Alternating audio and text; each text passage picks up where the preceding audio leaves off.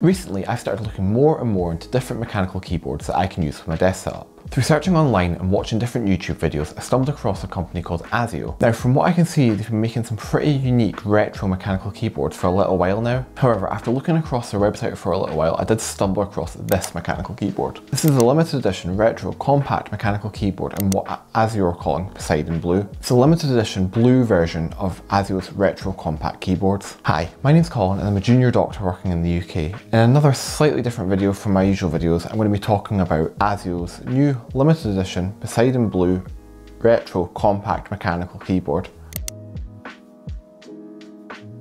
So when you purchase this keyboard, it comes in a matching box which feels premium. The box also highlights that the keyboard is part of Azio's retro classic collection of keyboards, and this one specifically is a limited edition version that comes in the Poseidon Blue colour. Once you take the lid off the box, you'll find the keyboard with a sort of plasticky sheet. And it's easy to get the keyboard out of the box, so you just have to pull on this gold tab and the keyboard pops out of the box. When you take the keyboard out, you do notice how heavy it is, and it does feel relatively expensive. The keyboard itself is already set up in a Mac format, and the only change I'll want to make after unboxing it is to increase the height of the keyboard by swapping out the feet, moving the keyboard to the side for the minute. Inside the box you also get this black card with the retro collection branding. Inside you get your warranty card as well as a user guide for the keyboard. In the box you'll also find more keycaps for the keyboard, and these easily allow you to replace the keycaps to match a Windows layout rather than a Mac layout. Along with the keycaps, you also get these matching feet which will increase the height of your keyboard. You can easily just slide out the original feet on the keyboard and replace them with the ones that I have here, which have an increased height. Then you also get this really premium leather wrist rest, which matches the keyboard itself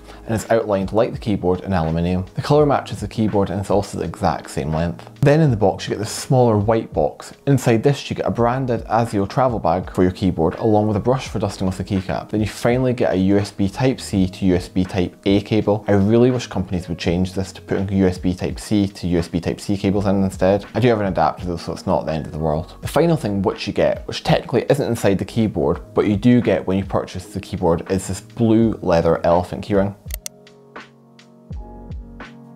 The keyboard is a retro compact keyboard which resembles an old-fashioned typewriter, with the keyboard coming in with round clicky keycaps. The body of the keyboard looks premium from the top. It has an aluminium frame which surrounds this blue genuine leather surface, and it's this blue leather surface, or Poseidon as Azio are calling it, which makes it the limited edition version. And even having it just sat on my desk like this, it does look good. When picking it up it does feel well built and it is quite heavy, coming in at 1,111 grams, and to give that some context, that's double the weight of my Keychron K1 Pro. However, despite its premium look and substantial weight, when you flip it over it is a bit disappointing. The underside is plastic and does feel a lot cheaper. I really wish they'd carried on using the aluminium that they'd used around the keyboard for the base, then it really would have felt like a premium built keyboard. In saying that, I do like the fact that on the base you do have the option of adjusting the height using the feet that come with the keyboard. You can just swap the feet out by sliding them out from the base of the keyboard and then replacing them with the feet that come with the box. The default feet used with the keyboard are made from rubber, which helps to ensure that they're not going to move on your desk when you're typing. The back of the keyboard also gives you the option to switch the keyboard from using it with a USB Type-C cable to Bluetooth mode, and you can also toggle the on and off switch as well to try and save battery. Thankfully it gives you the option to switch between Windows and Mac as well.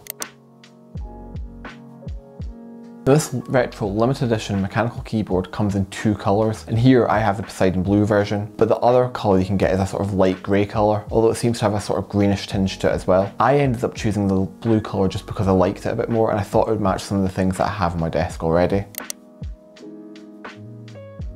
The retro compact keyboard comes with white backlighting, which is adjustable. You're not going to find any fancy lighting patterns which with this keyboard, or no RGB lighting to go along with it either. Given it has a retro name, it's kept the backlighting fairly minimal. It either is on or off, and the brightness is also adjustable. The keycaps do allow the backlighting to shine through the keycaps, so there shouldn't be any issues if you're trying to type at night. Even with the backlighting on, it is in keeping with the retro look of this keyboard.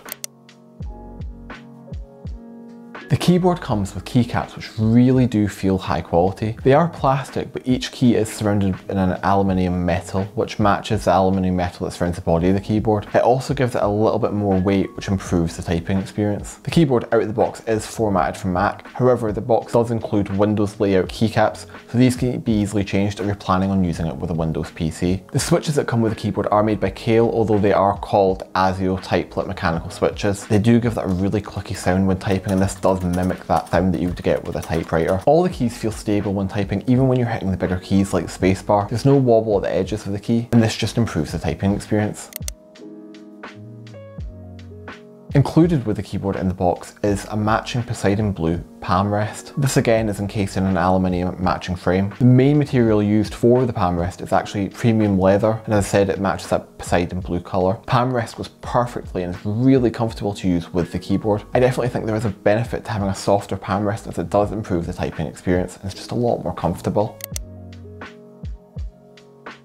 The keyboard battery is 5000 mAh. This equates to about 9 months of use without the backlight and about 1 to 2 months with the backlight being on. It's easily chargeable just by plugging in a USB Type-C cable.